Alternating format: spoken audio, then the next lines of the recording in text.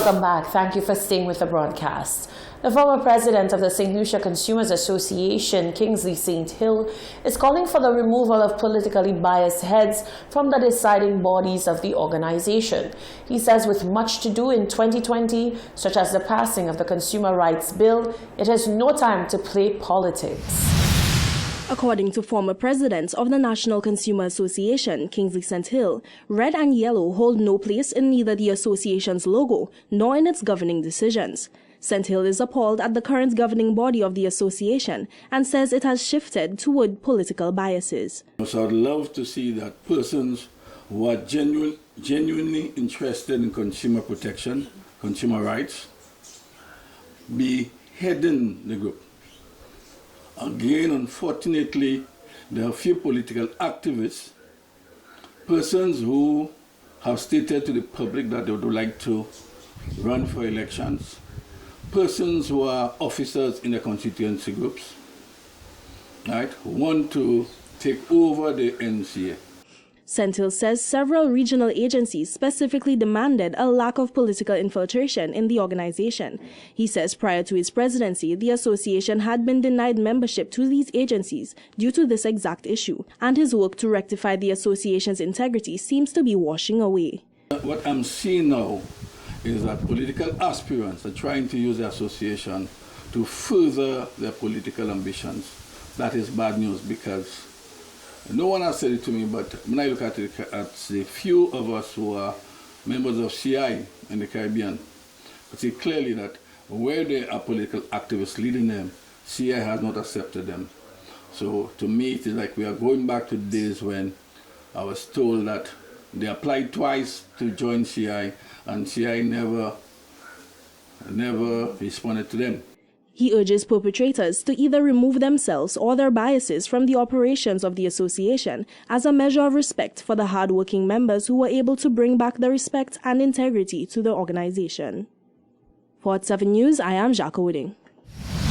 A former senator is bringing a call which he made years ago back to life with hopes of tackling the nation's steadily rising issue with chronic non-communicable diseases. Dr. Stephen King is proposing a rise in taxes for unhealthy foods whilst forging a pathway for healthier foods to be made cheaper. He says the government needs to act quickly on this matter. Dr. Stephen King has been on a long journey to get the government of St. Lucia to play its part in encouraging the nation to eat healthier and overall to reduce the high number of cases of non-communicable diseases on island. The former independent senator said since his days in the Senate, he has been making relentless calls for measures to be put in place to more or less push citizens in the direction of healthier eating habits, especially when it comes to the consumption of sugars. His one method of choice? Taxes. The taxing of unhealthy products such as sugar, salt, trans fats, a number of imported processed foods, and these foods are all correlated with diabetes, hypertension, and even cancer. So the WHO, in fact, has recommended that we should tax unhealthy foods because the taxing of unhealthy foods sends a very clear message. One, it makes them more expensive. Secondly, it sends a very clear message that these are unhealthy and you should not be consuming them. The other, or you should be consuming in very small amounts. The other thing it does is it raises revenue for the healthcare financing, which was the other benefit that I was really targeting. Dr. King said throughout the years, he has also been advocating for the establishment of a national health fund, which has multiple sources which contribute to it. One of them would be taxes from unhealthy products that should go into that fund. The other one would have been things like salary contributions from, like through the NIC mechanism. Can we generate income there? And in addition to that, of course, the ongoing consolidated fund budget support for health. To create a comprehensive national health fund large enough that it could do what is necessary to provide financing access for all St. Lucians to get proper health care. With that said, Dr. King indicated that he is also vying to get measures put in place which would see healthier foods become more affordable for the less fortunate. In the Senate again, I made a proposal which I think fell on deaf ears, and that was to create a system where we promote local produce, local agricultural produce, especially non-chemically grown, but local agricultural produce not just the same. And create a system where poorer households, there are vouchers that government subsidize, or government gives, in fact, to poorer households to access local agricultural produce.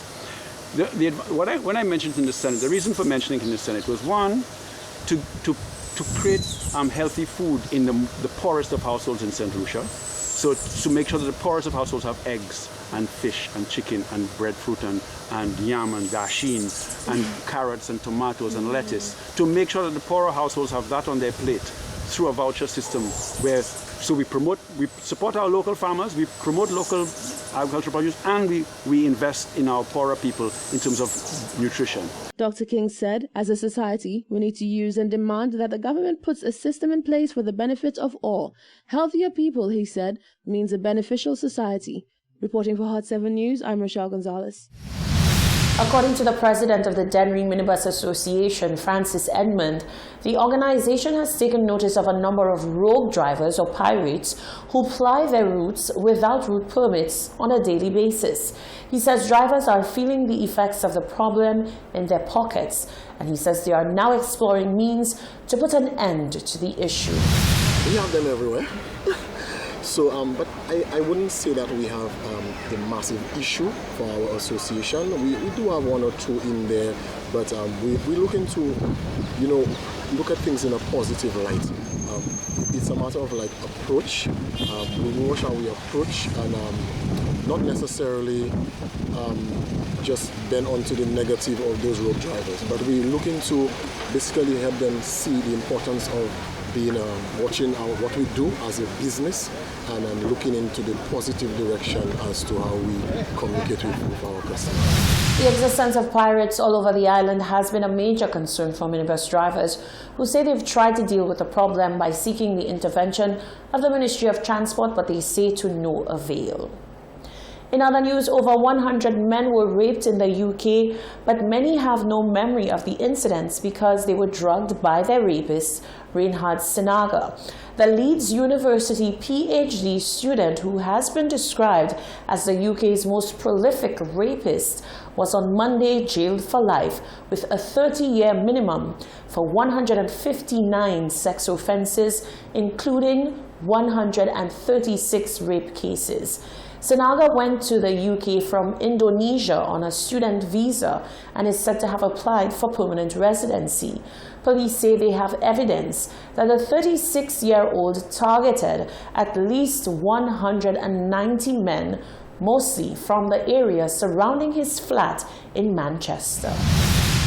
Sinaga would often wait for drunk men to come stumbling out of this nightclub and then entice them around the corner to his flat, which is just next door. He'd offer them somewhere to have a drink or phone a taxi. And on one occasion, it took him just 60 seconds to pick up a victim. Nearly 200 mostly heterosexual men made this journey, disappearing inside Sinaga's apartment block. Then they'd be offered drinks spiked with a drug like GHB, and that was the last they'd remember. Unconscious, the men were raped on this grubby mattress on the floor. When they woke up, they had no memory of what had happened. Sinaga was originally caught in 2017 when one of his victims regained consciousness during the assault and called the police. The following investigation would become the largest rape inquiry in British history. Sinaga would text his friends boasting of sexual conquests. They thought he was joking when he quoted song lyrics about using a secret potion of which one drop should be enough. But in fact, the drug wore off early on one man who woke up whilst being raped. He fought back, and when the police were called, they seized Sinaga's phone. They couldn't believe what they saw on it. The rapist had filmed each of his attacks. They found hundreds of hours of video. Across 4 separate trials, Sinaga was found guilty of 136 counts of rape, 14 counts of sexual assault, 8 counts of attempted rape and 1 count of assault by penetration against a total of 48 victims. Sinaga admitted to targeting students, with his youngest victim being 17 years old and the oldest being 36. Investigators traced dozens of victims from the videos using clues found in the Manchester flat, such as stolen phones, ID cards and watches. The men who were traced were given support at this centre in Manchester, helped to cope with the trauma of being told they were the victims of rapes they can't remember. Some men found it very difficult to process. Some men have suffered with their mental health, to the point where some men have been suicidal. Survivors Manchester, a charity that helps male survivors of sexual abuse, said the case generates the ability to talk about abuse. Public awareness, engagement, and the transfer of factual, up-to-date information is a continuous process. It is with this in mind that the St. Lucia Solid Waste Management Authority met with members of the Southern Business Association to address if and how the closure of the Viewfort landfill has impacted their businesses. We wanted to meet with the business community in Viewfort simply to let them know what is happening. We have not met with them, we have not communicated with the businesses, or put it that way, the users of the site in the south of the island, telling them exactly what our plans are for the Viewfort, not so much for the Viewfort landfill, but for the plan going forward when the Viewfort landfill is closed. The process of landfilling, which involves the dumping and burial of waste at this site, was halted since October 2019. The Viewfort Solid Waste Management Facility site has been recommissioned as a temporary transfer station. All waste from the southern collection zone is now transported directly to the Dayglow landfill. The business community was updated on the 3rd phase. The initiative and the move to becoming landfill free by 2030 for St. Lucia is a step in the right direction. I think this gets us to the point where we can begin speaking about sustainability in a more realistic way. We can begin teaching our children the concepts that are involved in creating that sustainable livelihood for all of us. And I think it gives us an opportunity as citizens to all play our part in ensuring that the environment is being taken care of and that we are doing what it is we need to do to ensure that we will be able to enjoy our beautiful St. Lucia.